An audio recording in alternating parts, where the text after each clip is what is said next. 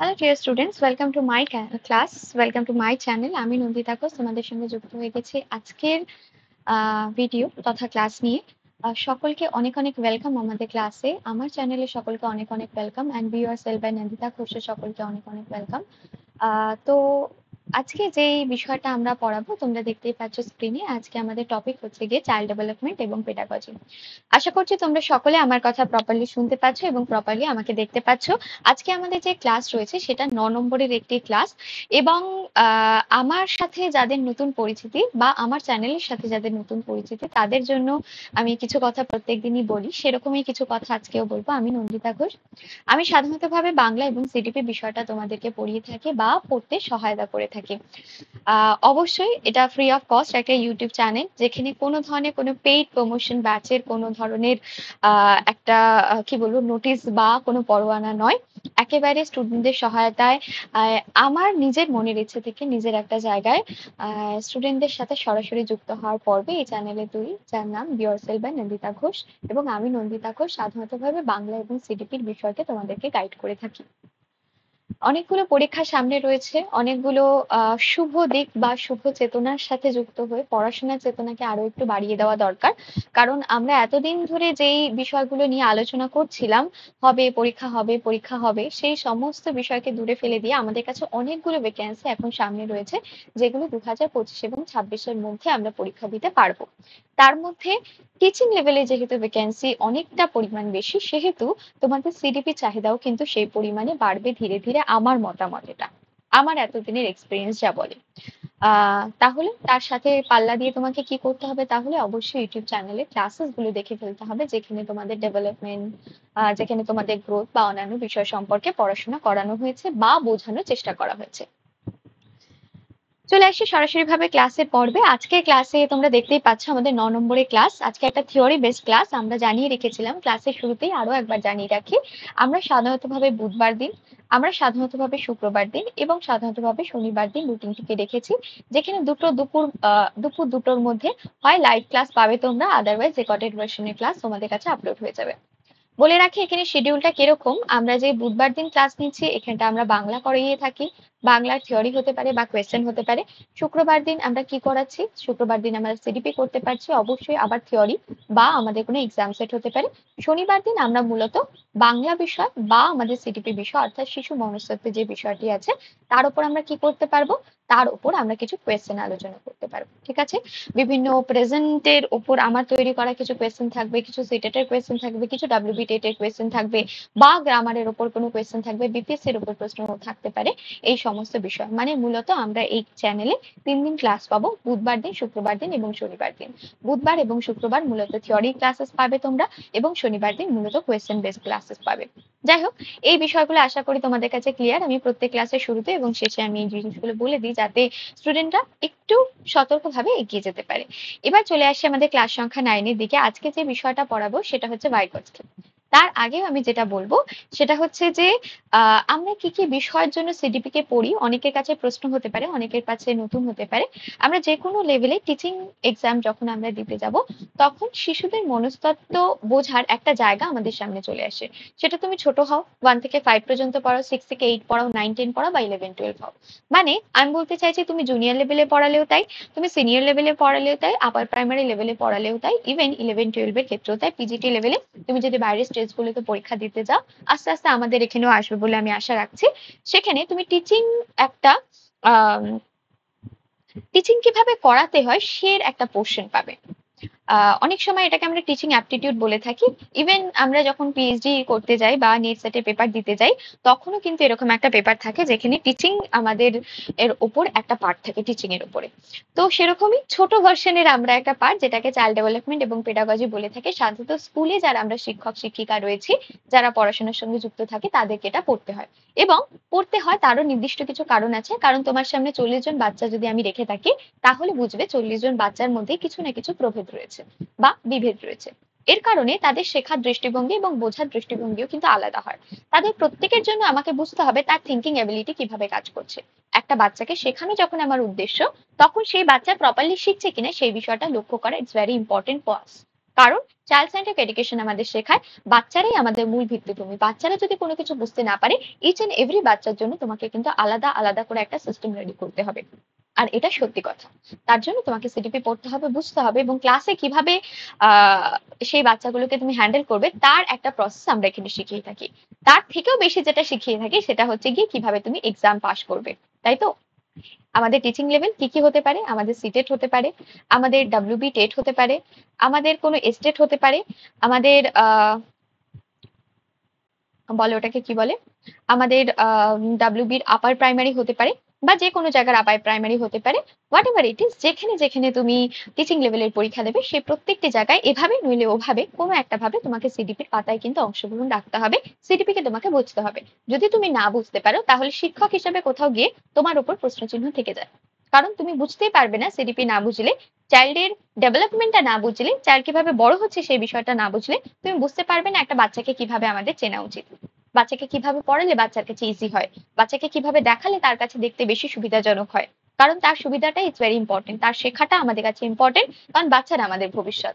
তাহলে সিডিপি কে খুব ভালো করে শিখতে হবে, মূলত বুঝতে হবে। মুখস্থ বিদ্যা করে কখনো অঙ্কও সলভ করা যায় না, নাকি কখনো সিডিপি সলভ করা যায়। কোনো কিছুই মুখস্থ বিদ্যা বা রুট মেমোরাইজেশনের উপর ভিত্তি করে হয় না। যেটা হয় সেটা হচ্ছে লার্নিং এর উপর। বাচ্চা কিভাবে লার্ন করছে সেটা শেখা আমাদের দায়িত্বের মধ্যে পড়ে, এবং সেই দায়িত্বের পথে আমরা একটু ভালো করে শিখে শিখে যাবো। তাহলে চলো, আজকে যে টপিকটা থাকছে সেটা আমাদের ল্যাব বায়োগস্কির উপরে। It's very important for CTET, WB TET, estate, যে কোনো হোয়াট এভার ইট ইজ, যে কোনো ধরনের টেট পরীক্ষা, অন্যান্য এস্টেটের ক্ষেত্রে বলতে পারো, আমাদের ওয়েস্ট বেঙ্গলে যে ডাব্লিউবি টেটের ক্ষেত্রে বলতে পারো, আমাদের আপার প্রাইমারির ক্ষেত্রে বলতে পারো, অনেকগুলো পরীক্ষা আমাদের সামনে আছে এখন। রিসেন্ট ঝাড়খণ্ডের একটা পরীক্ষা বেরোচ্ছে। সেই প্রত্যেকটা ক্ষেত্রে আমাদের কিন্তু চাইল্ড ডেভেলপমেন্ট ইম্পর্টেন্ট, এবং তার একটা ইম্পর্টেন্ট পাতা হচ্ছে, প্রথম ইম্পর্টেন্ট মানুষ যিনি থাকেন তিনি হচ্ছেন কি আমাদের পিয়াজ, এবং দ্বিতীয় যিনি বিজ্ঞানী থাকেন তিনি হচ্ছেন কি আমাদের ভাইগস্কি। ল্যাব ভাইগস্কি কে, কি বৃত্তান্ত আমরা একটু দেখে নেওয়ার চেষ্টা করবো। ল্যাব ভাইগস্কি আমাদের আর সকল বিজ্ঞানীর মতো নিজের জায়গা করে নিয়েছেন বিকাশের ক্ষেত্রে। মনে রাখবে, আমরা যখন কোনো একটা বিষয়কে ভাবি, আমি যখন কোনো একটা জিনিসকে তোমাকে দেখানোর চেষ্টা করছি, আমার দৃষ্টিভঙ্গি একরকম থাকবে। আমি তোমাকে একটা যদি পেন দেখানোর চেষ্টা করি, আমি পেনের মধ্যে ডিফারেন্স দেখানোর চেষ্টা করছি। কিন্তু অন্য মানুষকে হয়তো এই পেনটাকে বোঝানোর জন্য অন্যভাবে কোনো সিস্টেমকে ব্যবহার করতে পারে, তার দেখার দৃষ্টিভঙ্গি আলাদা হতে পারে। তুমি তোমার জায়গা থেকে যেই 6টাকে দেখবে, আমি যদি আমার জায়গা থেকে দেখি সেটাকে আমি 9 দেখতে পারি, কারণ আমাদের সিচুয়েশন আলাদা, আমাদের ডিরেকশন আলাদা, আমাদের বসার ইসে আলাদা। যদি তাও না হয়, এই প্রত্যেকটা জায়গা থেকে প্রত্যেকটা জায়গা কিন্তু ভিন্ন হয়ে থাকে। এবং ঠিক তেমনই ভাবে বিকাশের পর্বের ক্ষেত্রে ভিন্ন ভিন্ন বিজ্ঞানীরা ভিন্ন ভিন্ন মতামত রেখেছেন এবং ভিন্নভাবে বিকাশকে দেখেছেন। কারো যদি ডেভেলপমেন্ট সম্পর্কে সন্দেহ থাকে বা ধারণাগত সমস্যা থাকে, আমি একটা ফাঁকা পেজ খোঁজার চেষ্টা করছি, মনে হচ্ছে পেয়েছি। যাই হোক, আমরা ডেভেলপমেন্টকে পড়েছি। ডেভেলপমেন্ট কি জিনিস হয়ে থাকে, যেটাকে আমরা বিকাশ বলে থাকি। বিকাশ কি জিনিস হয়ে থাকে, যখন আমরা একটা বাচ্চার শারীরিকগতভাবে বিকাশকে দেখতে পাচ্ছি, অর্থাৎ সে যখন বেড়ে উঠছে সেরকম একটা জায়গাকে দেখতে পাচ্ছি। সে জ্ঞানীয় দিক থেকে বিকাশকে দেখতে পাচ্ছি। জ্ঞানীয় জিনিস কি জিনিস হয়ে থাকে, যেখানে সে গাণিতিক ব্যাখ্যা করতে পারছে, কোনো ধরনের জ্যামিতিক সলভ করতে পারছে, সে কোনো ধরনের রিজনিং করতে পারছে, কোনো ধরনের আলোচনা করতে পারছে, সঠিক স্থানে সঠিক ভাষার ব্যবহার করতে পারছে। এই প্রত্যেকটা জিনিসই কি হয়ে থাকে, আমাদের জ্ঞানীয় বিকাশকে প্রোভাইড করে থাকে, কগনিটিভ ডেভেলপমেন্ট বলা হয়ে থাকে। শারীরিক ডেভেলপমেন্ট কি জিনিস হয়ে থাকে, যেখানে বাচ্চা একটা হাঁটা পা থেকে দৌড়াতে পারছে। আমি যদি বাচ্চাকে দেখি সে হাঁটতে শিখেছিল, তারপর সে দৌড়াতে পারছে, এটা তার কাছে কিন্তু একটা ডেভেলপমেন্টের মধ্যে পড়ে। ক্লিয়ার? 3 নম্বর যে বিষয়টা আছে সেটা কি, অনুভূতি প্রবণ দিক, বা যেটাকে আমরা প্রাক্ষবিক দিক বলে থাকি। প্রাক্ষবিক দিক কি জিনিস হয়ে থাকে, আমাদের ইমোশন। আমি কোথায় কান্না করব আর কোথায় কান্না করব না, সময়ের সাথে বড় হওয়ার সাথে সাথে আমাদের সেই জায়গাগুলো কিন্তু তৈরি হয়। কোথায় রাগ দেখানো উচিত, কোথায় খারাপ কথা বলা উচিত, কোথায় বলা উচিত না, এই দৃষ্টিভঙ্গি কিন্তু আমাদের সময়ের সাথে তৈরি হওয়া দরকার, এবং সেটা কিন্তু সামাজিক জায়গার মধ্যে পড়ে। ঠিক আছে? আরেকটা যেটা থেকে সামাজিক জায়গা, বা যেটাকে আমরা সোশিও একটা ডোমেইন বলে থাকি। বিকাশের 4টে ডোমেইন থাকে বা 4টে দিক থাকে, সেটাকে আমরা ফিজিক্যাল, কগনিশন, ইমোশন এবং সোশ্যাল, এই 4টি বিভাগে ভাগ করে থাকি। যখন একটা বাচ্চার মধ্যে তুমি দেখতে পারবে এই 4টি দিকই পূর্ণ হয়েছে, অর্থাৎ সামাজিক দিক থেকে সে গ্রোথ হচ্ছে, তার অনুভূতির দিক থেকে গ্রোথ হচ্ছে, সে বুঝতে পারছে কোথায় আমাকে কোন কথাটা বলা উচিত, কোথায় বলা উচিত না, সেটা তার মানে সামাজিক দিক। আমাদের সমাজ শিক্ষা দেয় যে আমরা যে কোনো জায়গায় যে কোনো ধরনের কাজবাজ করতে পারি না, আমি যে কোনো জায়গায় থুতু ফেলতে পারি না, আমি যে কাউকে ধরে পিটিয়ে দিতে পারি না, আমি ছোটকে ছোট বড় কথা বলতে পারি না, কোনো বড় মানুষকে ছোট বড় কথা বলতে পারি না যখন আমি নিজে ছোট, তাই তো? তার মানে কি হলো, এগুলো একটা সমাজের দৃষ্টিভঙ্গি বা নিয়ম। জ্ঞানীয় বিকাশকে যেখানে আমি কোনো ধরনের থিঙ্কিং করতে পারছি, কোনো বিষয়কে বুঝতে পারছি, কোনো বিষয়কে লার্ন করছি, এগুলো আমাদের কগনিটিভ বিষয়, যেগুলো আমরা মস্তিষ্ক প্রসূত জিনিস হয়ে থাকে। শারীরিককে কোনো বিষয়ে আমি ভীষণ দক্ষ হচ্ছি, আমি খুব ভালো করে দৌড়াতে পারছি, আমি যে ছোটবেলায় হাঁটতে পারতাম সেখান থেকে আস্তে আস্তে দৌড়াতে পারছি, সেখান থেকে সাইকেল চালাতে পারছি, সেখান থেকে কোনো একটা রানে গিয়ে আমি অংশগ্রহণ করতে পারছি, নিজেকে অ্যাথলিট প্রমাণ করতে পারছি। এরকম একটা জায়গায় যখন যাচ্ছে আমি শারীরিক দিক থেকে ভীষণ রকম সক্ষম হচ্ছি, যদি হয়ে থাকে সেটা কিন্তু আমাদের বিকাশের পর্যায়ে পড়ে। অলওয়েজ মনে রাখবে, বিকাশ কিন্তু পজিটিভিটিকে আইডেন্টিফাই করে। কি আইডেন্টিফাই করে? পজিটিভিটিকে। কোনো একজন বাচ্চা যদি রোগা হতে চাওয়ার কারণে, অসুস্থতার কারণে সে যদি রোগা হয়ে যায়, তখন কিন্তু সেটাকে আমরা বিকাশ বলবো না, ঠিক আছে? তার মানে কি, এই চারটে দিয়ে কোনো একটা বাচ্চার মধ্যে যখন আমরা পূর্ণ হতে দেখি, তাকে কিন্তু আমরা কি বলে থাকি? ডেভেলপমেন্ট বা বিকাশ বলে থাকি। কেন বোঝালাম? অনেকদিন আগে পড়িয়েছিলাম। কারো কাছে থিঙ্কিং সমস্যা হতে পারে, সে যাতে এখান থেকেই শুরু করতে পারে, তার জন্য এইটা বোঝানো। মনে রাখবে, বিকাশ একটা বৃহৎ প্রক্রিয়া, যেটা অনন্তকালীন চলে। অর্থাৎ আমাদের জন্ম থেকে মৃত্যু পর্যন্ত চলে। মাতৃ গর্ভ থেকে শুরু করে একদম আমাদের মৃত্যু পর্যন্ত আমরা শিখতে থাকি, তোমরা সকলেই জানো। এবং এটা একটা অ্যাক্টিভ প্রসেস, এটা আমরা লাইফ লং প্রসেস বলে থাকি ইংরেজিতে, ঠিক আছে? এবং বিকাশ সবসময় পজিটিভিটির দিককে ইন্ডিকেট করে, কখনোই নেগেটিভিটিকে ইন্ডিকেট করে না, ঠিক আছে? এবং তার অংশ হিসাবে গ্রোথকে আমরা কিন্তু এর অংশের মধ্যে নিতে পারি। এবং আরেকটা জিনিস মনে রাখবে, বিকাশ গুণগত এবং পরিমাণগত দুটোই, অর্থাৎ কোয়ালিটেটিভ অ্যান্ড কোয়ান্টিটেটিভ বোথ, ঠিক আছে? বিকাশের ক্ষেত্রে এই দুটো। আরেকটা জিনিস বিকাশের ক্ষেত্রে কি মনে রাখবে, সেটা হচ্ছে পরিবেশ, আমাদের যেটাকে এনভায়রনমেন্ট বলে থাকি। আর দ্বিতীয় যেটা বলে থাকি সেটা হচ্ছে কি বংশগতি, যেটাকে আমরা হেরিডিটি বলে থাকি ইংরেজিতে। এনভায়রনমেন্ট এবং হেরিডিটির গুণফল হচ্ছে গিয়ে বিকাশ। অর্থাৎ আমরা যখন বিকাশ হচ্ছে, বাচ্চা যখন একটা প্রকৃত কোনো একটা বিষয়ের মাধ্যমে বেড়ে যাচ্ছে বা বেড়ে উঠছে, মনে রাখবে এই বিকাশ পরিবেশের মাধ্যমে কিছুটা অংশ দ্বারা বিকাশ হয়, তার কিছুটা অংশ তার বংশগতির দ্বারা হয়ে থাকে। অর্থাৎ আমার চুলের রং, আমার দেহের দৈহিক গঠন, আমার উচ্চতা, আমার চোখের রং, এগুলো সমস্ত কিছু আমাদের বংশগতির উপর ডিপেন্ড করে। আর কিছু বিষয়, আমি কিভাবে পড়াশোনা করব, কিভাবে কথা বলবো, কিভাবে আমি বেড়ে উঠবো, আমি কতটা উন্নত হব সমাজে, হয়তো সেই জায়গাটা আমাদের পরিবেশ কিন্তু অনেকটা বেশি হাত রাখতে পারে। তুমি একটা খারাপ পরিবেশে বড় হওয়ার পরে তুমি তার কাছ থেকে এক্সপেকটেশন রাখতে পারো না যে সে একটা খুব ভালো পর্যায়ে গিয়ে পৌঁছাবে।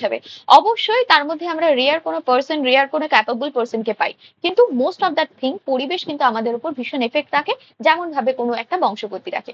আমি একটু উদাহরণ দিয়ে বোঝাই, যে আমার বাবা মা হয়তো, আমি ধরে নিলাম যে তারা মাস্টার্স পাস করেছেন, তো স্বাভাবিকভাবে তাদের মধ্যে একটা মেধা জাতীয় বিষয় রয়েছে, বা পড়াশোনাকে বোঝার একটা সেন্সিবল জায়গা রয়েছে, ঠিক আছে? আমি বোঝাতে পারছি। যদি তার মধ্যে মেধা থেকে থাকে, আমার মধ্যেও কিছুটা মেধা এসে থাকবে, তো স্বাভাবিকভাবে আমার মধ্যে মাস্টার্স করাটা সবচেয়ে লোয়েস্ট কোয়ালিটি হবে আমার মধ্যে থেকে। আমি আরো আপগ্রেড হওয়ার চেষ্টা করব, আমি পিএইচডি করব, কোনো বিষয়ে রিসার্চ করব, আমি আরো বিভিন্ন জায়গায় পৌঁছানোর চেষ্টা করব। তার মানে কি হলো, এখানে আমার হেরিডিটি আমার উপর অংশগ্রহণ করেছে।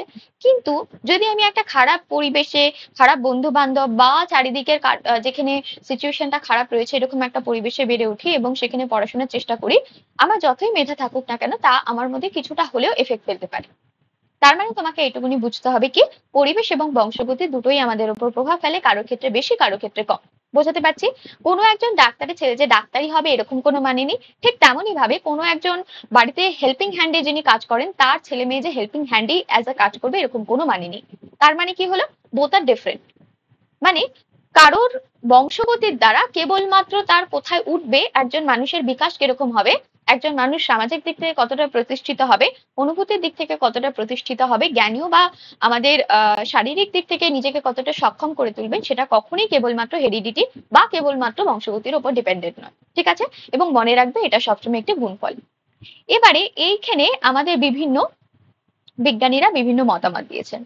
যেমন আমাদের পিয়াজে দিয়েছেন একটি মতামত, আমাদের সেরকম ভাবে ভাইগসকি দিয়েছেন একটি মতামত। পিয়াজে যে বিষয়টির উপর দিয়েছেন সেটাকে আমরা কগনিটিভ থিওরি বলে থাকি, ঠিক আছে? পিয়াজের কগনিটিভ থিওরি, পিয়াজের কথা আমরা অনেকটি ক্লাসে আলোচনা করেছি, তোমরা চাইলে সেই ক্লাসটি দেখে নিতে পারো, তোমাদের কাছে হেল্প হবে পিয়াজের বিষয়টা ক্লিয়ার বোঝার জন্য। তারপরে যে বিষয়টা তোমাকে বুঝতে হবে সেটা হচ্ছে গিয়ে আমাদের মোস্ট এবং কি বলবো, ভেরি ভেরি ইম্পর্টেন্ট জায়গা, সেটা হচ্ছে গিয়ে ভাইগসকি। ভাইগস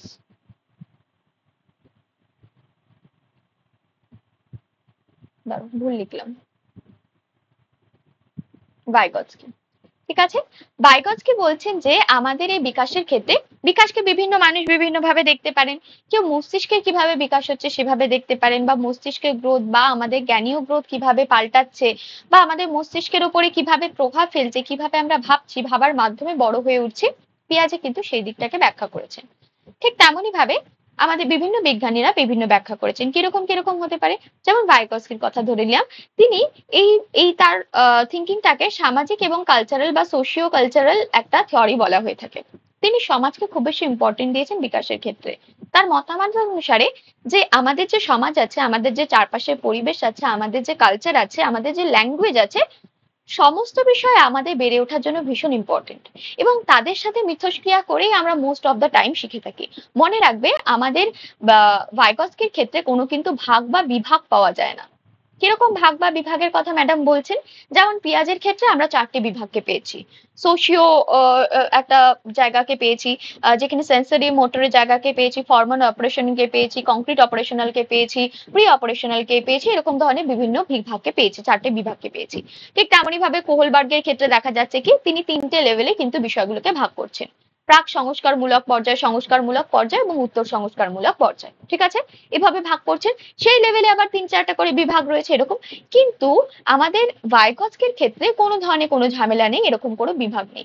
তিনি বয়সের সামনে রেখে বা কোনো বিষয়কে সামনে রেখে কোনো ধরনের বিভাগ বাচ্চাকে করতে যাননি। তিনি শুধুমাত্র এইটুকুনি বলার চেষ্টা করেছেন, বাচ্চার উপর 3টে জিনিস আমাদের বিকাশে সাহায্য করে। খুব ভালো করে বুঝবে, তার থিওরিকে আমরা সোশিও কালচারাল থিওরি বলে থাকি। কার থিওরিকে? ভাইগস্কির থিওরিকে। এবং তিনি মাত্র 3টে বিষয়ের উপর ভিত্তি রেখে বিকাশকে দেখার চেষ্টা করেছেন। কি কি ভাবে একটু দেখে নিই। প্রথম যে বিষয়টিকে দেখানোর চেষ্টা করেছেন সেটা হচ্ছে গিয়ে আমাদের সমাজ, অর্থাৎ যেটাকে সোশ্যাল বলা হয়ে থাকে, ফার্স্ট বিষয়। দ্বিতীয় যে বিষয়টা দেখানো হয়েছে সেটাকে আমরা কালচার বলে থাকি, সেটাকে আমরা সংস্কৃতি বলবো বাংলায়, যেটা আমাদের চারপাশে বেড়ে ওঠা সংস্কৃতি, কোনো জাতির নির্দিষ্ট সংস্কৃতি হতে পারে। এবং থার্ড নাম্বার যেটা আছে সেটা হচ্ছে ল্যাঙ্গুয়েজ বা ভাষা। তার মতানুসারে এই 3টে বিষয় আমাদের উপর ভীষণ রকম প্রভাব বিস্তার করে, যারা বাচ্চারা বেড়ে উঠছে, ছোট থেকে যখন বড় হচ্ছে কিশোর পর্যায় পর্যন্ত। পরবর্তী সময়ে দেখা যেতে পারে, কিন্তু তিনি এই মুহূর্তে বলতে চাইছেন এই 3টে বিষয় বাচ্চার বেড়ে ওঠা সাহায্য করে। কিভাবে সাহায্য করে? আমাদের সমাজের সাথে আমরা ইন্টারাকশন করি বা মিথস্ক্রিয়া হয়ে থাকে।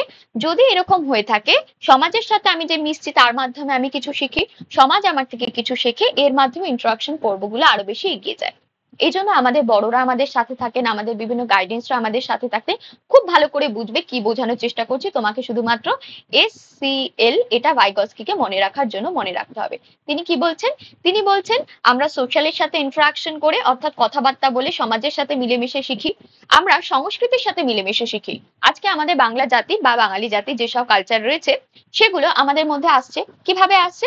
আমরা পার্শ্ববর্তী মানুষের সাথে কথাবার্তা বলছি, তাদের সাথে মিথস্ক্রিয়া করছি, তাদের সংস্কৃতি থেকে শিখছি। ঠিক তেমনই ভাবে শুধুমাত্র বাঙালি নয়, বাঙালি ছাড়া আমরা যখন অন্যান্য জাতি বা গোষ্ঠীর সাথে মিশছি, তাদের সংস্কৃতির সাথে মিশছি, তাদের জাতিকে চিনছি, তাদের সংস্কৃতিকে দেখছি, কি হয়, কিভাবে হয়, কেন হয়, কিসের জন্য হয়, এই প্রত্যেকটা আমাদের মনে প্রশ্ন আসছে, আমরা জানছি। তার মাধ্যমে আমরা কিন্তু শিখছি, আমার বিকাশ হচ্ছে, প্রত্যেকটা দিকেই বিকাশ হচ্ছে। আমাদের সমাজের মাধ্যমে শিখে মানুষ কিরকম ভাবতে পারে, মানুষ কিভাবে বুঝতে পারে, মানুষ কিভাবে এগিয়ে যাচ্ছে, এই প্রত্যেকটা বিষয় শিখছি। সংস্কৃতির মাধ্যমে শিখে আমরা পৃথিবীর বিভিন্ন, বিশ্বের বিভিন্ন দিকের কথা জানতে পারছি। তার মানে কি হলো? কালচারের মাধ্যমে আমরা শিখছি। এবং ল্যাঙ্গুয়েজের মাধ্যমে, ইজ ভেরি ইম্পর্টেন্ট ল্যাঙ্গুয়েজ, ঠিক আছে? তার কথা, ল্যাঙ্গুয়েজ ইজ ভেরি ইম্পর্টেন্ট। ল্যাঙ্গুয়েজের মাধ্যমে শিখি। ভাষার ব্যবহার, যদি ভাষা না থাকতো, খুব ভালো করে বুঝবে ভাষার ব্যবহার কেন এতটা ইম্পর্টেন্ট, ইজ ভেরি ইম্পর্টেন্ট। তুমি যদি নর্মালিও দেখো, যদি আজকে পৃথিবীতে ভাষা না থাকতো, তাহলে আমাদের মধ্যে একে অপরের সাথে যোগাযোগ স্থাপন করতে পারতাম না। একটা আমেরিকায় বসা ব্যক্তিত্বের সাথে একটা ইন্ডিয়ায় বসা ব্যক্তিত্ব মানুষের যোগাযোগ স্থাপনের মাধ্যম কেবলমাত্র একটি ল্যাঙ্গুয়েজ। সেটা ইংরেজি হতে পারে, সেটা বাংলা হতে পারে, সেটা হিন্দি হতে পারে, হোয়াট এভার ইট ইজ। যে কোনো একটা ল্যাঙ্গুয়েজের মাধ্যমে আমরা বোঝানোর চেষ্টা করি বা বোঝার চেষ্টা করি। তাদের নির্দিষ্ট একটা ল্যাঙ্গুয়েজ রয়েছে, ভাষা রয়েছে, তার মাধ্যমে তারা তাদের জাতি, সংস্কৃতি, তাদের উদ্দেশ্য, তাদের কি বলবো, এগিয়ে চলা, তাদের পিছিয়ে আসা, এই প্রত্যেকটা বিষয় ব্যাখ্যা করতে পারে। তার মানে কি হলো? মানুষজনের সাথে ইন্টারাকশন করার মাধ্যমে আমরা কিন্তু বৃহৎ অংশে শিখি। এখানে তুমি খুব ভালো করে লক্ষ্য করবে, আমাদের ভাইগস্কি কিন্তু বৃহৎ অংশের বিষয়টাকে ব্যাখ্যা করার চেষ্টা করছেন, যে আমরা অ্যাজ আ হিউম্যান বিং সমাজের সাথে, সংস্কৃতির সাথে এবং সাধারণতভাবে ভাষার সাথে কিভাবে শিখছি, নিজেদেরকে কিভাবে এগিয়ে নিয়ে যাচ্ছি, কিভাবে সে বিকাশের পর্যায়গুলো আমাদের কাজে লাগছে। খুব ভালো করে নিশ্চয়ই বুঝতে পারছো। আমি ব্যাখ্যা করার চেষ্টা করলাম যে সমাজের সাথে আমরা কিভাবে ইন্টারাকশন করে শিখছি, ভাষার সাথে কিভাবে শিখছি। আজকে যদি আমি তোমার ভাষা না জানতাম, তোমার কাছে যদি ভাষার ব্যবহারই না থাকতো, আমি জানতাম কি করে আফ্রিকার একটা লোক কিভাবে এগিয়ে চলে, আফ্রিকার একটা লোক কিভাবে তার দৈনন্দিন জীবনকে সংগঠন করে, কিভাবে তার যুদ্ধকালীন পরিস্থিতিতে তারা চলেছে, কিভাবে দেশ ভাগ হওয়ার পরে তারা এগিয়ে গেছে, তাদের এখানে কি আন্দোলন হয়েছিল বা কিছু, তারা কিভাবে এগিয়েছেন একেবারে শুরুর সময় থেকে, হোয়াট এভার ইট ইজ, যে কোনো জাতির সংস্কৃতি থেকে ভাষার মাধ্যম যদি না থাকতো তাহলে আমাদের এগিয়ে আসা সম্ভব হতো না। ভাইগসকে এই তিনটের উপরেই লক্ষ্য রেখেছেন। তিনি বলছেন সমাজ, সংস্কৃতি এবং ভাষার উপর ভিত্তি করে বাচ্চার কিন্তু বিকাশ হয়, ঠিক আছে, এবং এটাকে আমরা কি দিয়ে মনে রাখবো, এসসিএল দিয়ে মনে রাখবো, সোশ্যাল, কালচার এবং ল্যাঙ্গুয়েজ দিয়ে মনে রাখবো, ঠিক আছে। এবং আরেকটা জিনিস তিনি বলছেন এই সমাজের ক্ষেত্রে, যে আমরা যখন বেড়ে উঠি আমরা ছোট্ট কয়েকটা বিষয়ের মধ্যে ভাইগস্কিকে শুনবো এবং দেখবে সেখান থেকে তুমি প্রত্যেকটা প্রশ্ন সলভ করতে পারছো, বিষয়টা এতটা ইজি। তোমার মনে হবে ম্যাডাম এতটা ইজি হয় নাকি, একেবারেই তাই। এইটুকুনি বিষয়কে আমরা বৃহৎ ভাবে ব্যাখ্যা করি। যে ভাইগস্কি আরো বলছেন সেটা হচ্ছে কি পিয়ার লার্নিং। এই যে আমরা বললাম সমাজের মাধ্যমে শিখি, এর সাথে মিথস্ক্রিয়ার মাধ্যমে তিনি কিছু কিছু ওয়ার্ড ব্যবহার করেছেন, পিয়ার লার্নিং, যেটাকে আমরা গ্রুপ লার্নিংও বলে থাকি, যেটাকে আমরা বাংলায় যেটাকে দলগত শিক্ষা বলে থাকি, ঠিক আছে। তিনি বলছেন এই দলগত শিক্ষা আমাদের কাছে ভীষণ ভীষণ ইম্পর্টেন্ট। যদি দলগত শিক্ষা না থাকতো তাহলে আমাদের শেখাটা এতটা বেশি ইজি হতো না। তার কাছে peer learning is a very important thing. যখন আমরা শিখছি, যখন আমাদের বিকাশ হচ্ছে, আমরা খুব সহজে তার থেকে শিখতে পারি, সহজে তার থেকে বুঝতে পারি, সহজে তার মাধ্যমে আত্মস্থ করতে পারি। সেকেন্ড যে বিষয়টা আছে সেটা হচ্ছে গিয়ে আমাদের জেডপিডি জোন। এটা ভাইগস্কির কিছু কিছু দিক রয়েছে, ঠিক আছে। আরেকটা যেটা রয়েছে সেটা হচ্ছে কি স্পিচ। আরেকটা যেটা জায়গা রয়েছে সেটা হচ্ছে গিয়ে স্ক্যাফোল্ডিং, ঠিক আছে। তো এই কটা জায়গা আমি একটু ব্যাখ্যা করব তোমাদের কাছে, ঠিক আছে। জেডপিটি কি জোন হয়? জেডপিটি জোনকে আমরা জোন অফ প্রক্সিমাল ডেভেলপমেন্ট বলে থাকি, ঠিক আছে। আমি একটু মুছলে তাহলে তোমরা বুঝতে পারবে। তিনি আর কিছু বিষয়কে এর ওপরেই ব্যাখ্যা করছেন, ল্যাঙ্গুয়েজের উপর কিছু কথাকে ব্যাখ্যা করেছেন, কিছু কথা তার সামাজিক পাশে বেড়ে ওঠা বন্ধু বান্ধবের সম্পর্কে ব্যাখ্যা করেছেন, যেখানে তিনি বলছেন আমরা যদি দলীয়ভাবে শিখি, আমরা যদি সহপাঠীর থেকে শিখি তাহলে শেখাটা অনেক বেশি ইজি হয়ে যায়। ঠিক তেমনই ভাবে আরো একটা জিনিস বলার চেষ্টা করছেন, যে যখন আমাদের শেখার পর্যায়ে আছে তখন আমাদের সমাজ কিভাবে বিভিন্নভাবে ভূমিকা পালন করে সেইটুকুনি আমি একটু দেখাবো। জেডপিডি জোনের একটা ছবি এখানে হবে, জেডপিডি জোন, ঠিক আছে। খুব ভালো করে দেখবে এই জায়গাটাকে। যখন বাচ্চা কোনো কিছু করতে চাইছে বা শিখতে চাইছে, সেখানে বাচ্চা কিভাবে শিখছে, ঠিক আছে। যখন শিক্ষক, এখানে দেখো মোর নলেজেবল পার্সন, যখন তোমাকে কেউ শেখাবে বা শেখার চেষ্টা করবে, তখন যখন তোমাকে কেউ সাহায্য করে, আমি যদি তোমাকে কোনো কিছু শেখার জন্য বা বোঝার জন্য সাহায্য করে থাকি, কাজটা কিন্তু তোমাকে নিজে করতে হবে। খুব ভালো করে বুঝবে, এই যে বাচ্চা বসে আছে তার থিঙ্কিং রয়েছে সে একটা বৃহৎ পর্যায়ে গিয়ে কোনো কিছু শিখবে। সে হয়তো সাইকেল চালানো জানতো না বা কম্পিউটার চালানো জানতো না, তার খুব ইচ্ছে কম্পিউটার চালাবে, সেটা তার জোন অফ প্রক্সিমাল ডেভেলপমেন্টে থাকে, যেখানে সে পৌঁছাতে চায় কিন্তু কারো সাহায্য ছাড়া পৌঁছাতে পারছে না। বাচ্চার এই যে থিঙ্কিং রয়েছে, যেখানে সে পৌঁছাতে চায়, কেউ যখন তাকে সাহায্য করে তাকে আমরা স্ক্যাফোল্ডিং বলে থাকি। এটাকে ভাড়া বন্ধন বলা হয়ে থাকে। কাউকে হাত ধরে আমরা কোনো বিষয় শিখিয়ে দিচ্ছি। এই যে মানুষটি দেখছো, ইনি ফ্যাসিলিটেটরের ভূমিকা পালন করছেন। কিসের ভূমিকা? ফ্যাসিলিটেটর, সহায়ককারীর ভূমিকা পালন করছে। এবং তিনি যে শিক্ষাটা দিচ্ছেন, যার মাধ্যমে সেই স্টুডেন্টটা টিচারের থেকে শিখছে, এই স্টুডেন্টটা যে শিখছে, এই যে ভাড়া বন্ধন, এটাকে কি বলা হয়ে থাকে? স্ক্যাফোল্ডিং বলা হয়ে থাকে। যে শিক্ষাটা তিনি দান করছেন, যার সাহায্যে তাকে উপরে উঠতে সাহায্য করছে, যার সাহায্যে এই বাচ্চাটা হয়তো কম্পিউটার শিখতে প্রপারলি পারবে, সেই জায়গাটা যে সাহায্য করছে, এই যে তার শিক্ষার আর একটা জায়গা ইনকমপ্লিট ছিল সেখানে যে পৌঁছাতে সাহায্য করছে, এটাকে বলা হয়ে থাকে ভাড়া বন্ধন। কোনো একটা জিনিসের সাথে কোনো একটা জিনিসের ভাড়া বন্ধন করে তাকে সেই নির্দিষ্ট জোনে পৌঁছে দেওয়া যেখানে সে পৌঁছাতে চাইছে, যেটাকে আমরা জোন অফ প্রক্সিমাল ডেভেলপমেন্ট বলি, ঠিক আছে। বোঝাতে পারছি জোন অফ প্রক্সিমাল ডেভেলপমেন্ট কি, বা জেডপিডি জোন কি, বা স্ক্যাফোল্ডিং কি। এখানে দেখো স্ক্যাফোল্ডিং কথা বলা হয়েছে, যেখানে দাঁড়িয়ে এই মেয়েটি হয়তো বা ছেলেটি হয়তো জ্ঞানের বিষয় কোনো একটা জায়গা থেকে তার বন্ধু বান্ধবের থেকে উপরে রয়েছে, এবারে সে এই যে হাত বাড়িয়ে দিল, এটাকে কিন্তু স্ক্যাফোল্ডিং বলা হয়ে থাকে। কি বলছি? এটাকে কিন্তু আমরা স্ক্যাফোল্ডিং বলছি। কোনো একজন অভিজ্ঞ ব্যক্তি তোমাকে কোনো কিছু শিখতে সাহায্য করছে। কেউ গাড়ি চালাতে, মোটর বাইক চালাতে পারে, সে তোমাকে মোটর বাইক চালাতে সাহায্য করছে, কাজ তোমাকে নিজে করতে হচ্ছে। তার মানে কি, তিনি এখানে সহায়ককারী ভূমিকা পালন করছে, অর্থাৎ ইনি হচ্ছে আমাদের কাছে ফ্যাসিলিটেটর। এবং এই যে সহায়তাটা করছে, এই যে ভাড়া বন্ধন করে তোমাকে এই জায়গায় হয়তো পৌঁছে দেবে, এই জায়গায় তোমার পৌঁছানো উদ্দেশ্য, তাহলে এটা জেডপিডি জোন। এবং এই যে তিনি পৌঁছাচ্ছেন কোনো জ্ঞানের মাধ্যমে, কোনো কিছু শেখানোর মাধ্যমে তিনি যে তোমাকে পৌঁছাতে সাহায্য করছেন, এই মানুষটি, ইনি ফ্যাসিলিটেটর। এবং যাকে পৌঁছে দিচ্ছে, এই যে প্রক্রিয়াটা, যার মাধ্যমে প্রক্রিয়াটা পৌঁছে দিচ্ছে, এই যে নির্দিষ্ট একটা ভাড়া জয়েন করছে, এটাকে ভাড়া বন্ধন বা স্ক্যাফোল্ডিং বলে। আস্তে আস্তে বিষয়গুলো আরো যখন আমরা কোয়েশ্চেনের মাধ্যমে সলভ করবো, বিষয়গুলো ক্লিয়ার হয়ে যাবে। এবং তিনি আরো কি বলছেন, এ কটি বিষয় রয়েছে আমাদের জেডপিডি জোন বা অন্যান্য বিষয়ের ক্ষেত্রে। আরেকটি ল্যাঙ্গুয়েজের উপর তিনি একটা বিরাট বিষয় বলছেন। তিনি বলছেন ল্যাঙ্গুয়েজকে আমরা তিন ভাগে দেখতে পারি, একটা সোশিও স্পিচ, একটা প্রাইভেট স্পিচ, আর একটা সাইলেন্ট বা ইনার স্পিচ। সোশিও স্পিচ কি, যখন বাচ্চা বাইরে সকলের সাথে কথা বলতে থাকে, 2 বছর বয়সে সে ধরনের কথা আমরা যখন বাচ্চার মধ্যে দেখতে পাই, যেটা তুমি আমি বুঝতে পারি না, যেটা সোশ্যাল বাট বুঝতে আমরা অসক্ষম, সকলের সাথে বলতে থাকে সে নিজের মতো করে, সেটা হচ্ছে সোশিও স্পিচ। যদি প্রাইভেট বলে থাকি, 3 বছরের ঊর্ধ্বে বাচ্চা এক ধরনের কথাবার্তা দেখতে পাওয়া যায়, এই সময় বাচ্চারা নিজের মতো করে কথা বলে। সে নিজের মতো করে পুতুল খেছে, নিজে পুতুলের সাথে কথা বলছে, সে কোনো কাজ করছে, নিজে কথা বলছে, আচ্ছা এটা লাল রং, এটা নীল রং, এটা 10টা কালার, এখানে 5টা কালার, সে দেখবে নিজের মতো করে কথা বলে। এই যে যে ধরনের কথাবার্তা গুলো দেখছে, এটা প্রাইভেট স্পিচ। এবং সে নিজের মধ্যে নিজে কিন্তু কথা বলছে, আমি বোঝাতে পারছি, সে কিন্তু নিজের মধ্যে নিজে কিন্তু কথা বলছে কোনো একটা বিষয়বস্তুর সাথে। যখন আমরা সাইলেন্ট বা ইনার স্পিচে চলে যাই, তখন মনে রাখবে একটা বিষয়, যে এখানে কথাবার্তা কিন্তু যখন 7 বছরের ঊর্ধ্বে বাচ্চা চলে যাচ্ছে, সে তার সমস্যার কথা, প্রবলেমের কথা, বা কোনো খুশির কথা, কোনো ধরনের ইচ্ছের কথা সে নিজের মধ্যে রাখতে পারে।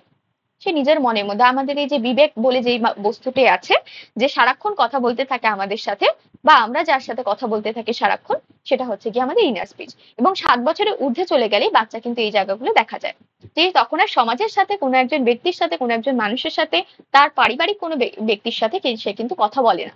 সে কি করে, নিজের মধ্যে নিজে কথা বলতে থাকে। এই যে তার নিজের মধ্যে নিজে থাকা কথাবার্তাগুলো, এগুলোকে সাইলেন্ট বা ইনার স্পিচ বলা হয়ে থাকে। তিনটে জায়গাকে আমরা দেখলাম, আর যেই জায়গাগুলোকে আমরা দেখলাম সেগুলো আশা করি তোমাদের কাছে ক্লিয়ার। একটু দেখে নেব আমাদের যে থিওরি রয়েছে সেখানেও একই কথা বলছে কিনা। দেখো, আহ দেখো, এই যে তিনটের কথা আমরা বলছিলাম, তিনি একজন কনস্ট্রাকটিভিস্ট, তিনি একজন নির্মিতিবাদ, এবং কি বলছেন দেখো, সোশ্যাল ইন্টারাকশন, ল্যাঙ্গুয়েজ এবং কালচারের মধ্যে বাচ্চা কিন্তু শিখতে পারে, এই তিনটে বিষয়ের উপর তার বিকাশের পর্ব দাঁড়িয়ে আছে। কার? ভাইগস্কির। তারপরে যেটা বলছেন, তিনি কি বলছেন, ছাত্রছাত্রীদের, আমাদের শিক্ষক এবং শিক্ষিকারা ছাত্রছাত্রীদের কিন্তু সহায়কারী হিসেবে পালন করে। এবং এই যে সে ক্ষুদ্র ক্ষুদ্র সমস্যা করে, দেখো সমস্যাগুলো ভেঙে ভাগ করে তাদের এগিয়ে দেবে, প্রশ্নের মাধ্যমে তাকে দিক নির্দেশ দেবে, এই ভূমিকাকে আমি কি বলছি, স্ক্যাফোল্ডিং বলছি। কোনো একটা নির্দিষ্ট বস্তুর কাছে তোমাকে পৌঁছে দিচ্ছে, যে তুমি একটা কোনো অঙ্ক বুঝতে পারছো না, তোমাকে ছোট ছোট করে ভেঙে তোমার টিচার বুঝিয়ে দেওয়ার চেষ্টা করলেন। এই যে ছোট ছোট করে ভেঙে কোনো একটা অংশকে তোমাকে বুঝিয়ে সেই জায়গায় পৌঁছে দেওয়ার চেষ্টা করলেন যেখানে তুমি পৌঁছাতে চাইছো, যেখানে তুমি ম্যাথটা সলভ করতে পারছো, যেখানে তুমি বাংলার উত্তরটা দিতে পারছো, সিডিপির উত্তরটা দিতে পারছো, বা কোনো জিনিস বুঝতে পারছো। এই যে তোমাকে যেই বোঝার জায়গায় তুমি পৌঁছাতে চাইছিলে, সেখানে বোঝার জায়গায় পৌঁছে দেওয়া কোনো একটা ছোট্ট ক্ষুদ্র ক্ষুদ্র কাজের মাধ্যমে, এটা হচ্ছে গিয়ে স্ক্যাফোল্ডিং বলা হয়ে থাকে, যেখানে দাঁড়িয়ে তুমি নির্দিষ্ট একটা জায়গায় পৌঁছায়। ইনি আমাদের ল্যাব ভাইগস্কি, যার ছবি তোমরা এখানে দেখতে পাচ্ছ। কি বলছে দেখো, বাচ্চা বা শিশু মিথস্ক্রিয়ার মাধ্যমে শিক্ষণ প্রক্রিয়া অংশগ্রহণ করে। আরেকটা কি বলছে, তারা কিন্তু গ্রুপ লার্নিং এর মাধ্যমে শিখে থাকে, সহযোগীর ভূমিকা পালন করে। এছাড়া শিশুর ব্যক্তিগত জীবনে একটা আহ গুরুত্বপূর্ণ বিষয় হচ্ছে গিয়ে ভাষা, যেটা আমরা একটু আগে বললাম। এছাড়াও যেটা আমার ফটোর নিচে হয়তো ঢাকা পড়বে, সেটা হচ্ছে গিয়ে এখানে দেওয়া আছে আমাদের সংস্কৃতির কথা, আমাদের সমাজের কথা, যেখানে দাঁড়িয়ে শিশুর সাথে কিন্তু মিথস্ক্রিয়া করে বাচ্চা অন্য শিশুর সাথে মিথস্ক্রিয়া করে এগিয়ে যাচ্ছে, ভাষার সাথে মিথস্ক্রিয়া করছে, সমাজের সাথে মিথস্ক্রিয়া করছে, এবং আমাদের কালচারের সাথে মিথস্ক্রিয়া করে এগিয়ে যাচ্ছে। জেডপিডি জোনের কথা বলা হয়েছে, কি হয় জেডপিডি জোন দেখে নাও একটু। যেখানে ছাত্রছাত্রী বা শিক্ষক জীবনে কেবলমাত্র একজন সহকারী ভূমিকা পারবেন। এই যেগুলো আমি বুঝিয়েছি ওগুলো এখানে বলা হয়েছে, এগুলো একটু বিস্তারিত ভাবে আলোচনা। জেডপিডি জোনের আমাদের যে ডায়াগ্রামটা রয়েছে, এই ডায়াগ্রামটা একটু আগে আমি খুঁজছিলাম, যেখানে আমি পৌঁছাতে চাইছি এবং যেখানে আমি দাঁড়িয়ে আছি, সেখানে আমাদের শিক্ষক বা শিক্ষিকা বা আমাদের থেকে জ্ঞানীয় যারা পার্সন রয়েছে, মোর নলেজেবল পার্সন দেন আস, সে যখন আমাদের পৌঁছে দেয় সেই নির্দিষ্ট জায়গাটা জেডপিডি জোন, এবং যেভাবে পৌঁছে দেন সেটাকে আমরা স্ক্যাফোল্ডিং বলি। যিনি পৌঁছে দিচ্ছেন তিনি হচ্ছে সহায়কারীর ভূমিকা, অর্থাৎ ফ্যাসিলিটেটর। বুঝতে পারলাম। আজকের প্রত্যেকটা বিষয়বস্তু এখানেই শেষ হচ্ছে, কারণ আমাদের ভাইগস্কির যে ডিটেলস আলোচনা সেটা কিন্তু এখানটাই শেষ হচ্ছে। ঠিক আছে, আশা করছি তোমাদের কাছে ভাইগস্কির প্রত্যেকটা বিষয় ক্লিয়ার এবং জলের মতো স্বচ্ছ। একদম ছোট্ট একটা ধারণা, যেখান থেকে তোমরা সিটেটে, ডাব্লিউবি টেটে বা অন্যান্য যে কোনো জায়গায় যেখানে সিটিপি আছে, সেখান থেকে তোমরা মূলত মিনিমাম করে হলেও 2 নম্বরের প্রশ্ন পাবে এবং সিটেটের ক্ষেত্রে আরো অনেক বেশি প্রশ্ন পেতে পারো। তো সেক্ষেত্রে পিয়াজে এবং ভাইগসকে ইজ ভেরি ইম্পর্টেন্ট, যে দুটো জায়গা আমি তোমাদের দেখিয়ে দেওয়ার চেষ্টা করলাম। আশা করছি তোমরা সকলে প্রত্যেকটা থিওরি বুঝতে পেরেছো এবং সকলকে অনেক অনেক ধন্যবাদ আজকে ক্লাসে যুক্ত হওয়ার জন্য। আমাদের আজকে ক্লাস এই অবধি রাখবো। তার আগে বলে দিই যে আমরা যে দিনগুলোতে কাজ করে থাকি শেষের দিনগুলো কি কি, শেষের দিনগুলো আমাদের বুধ, শুক্র এবং শনি। ঠিক আছে, আশা করছি সকলের ক্লাসটি ভালো লেগেছে এবং সকলে সঠিকভাবে বুঝতে পেরেছো যে আমরা কোন জায়গাটাকে দেখানোর চেষ্টা করছি এবং কিভাবে ব্যাখ্যা করার চেষ্টা করছি।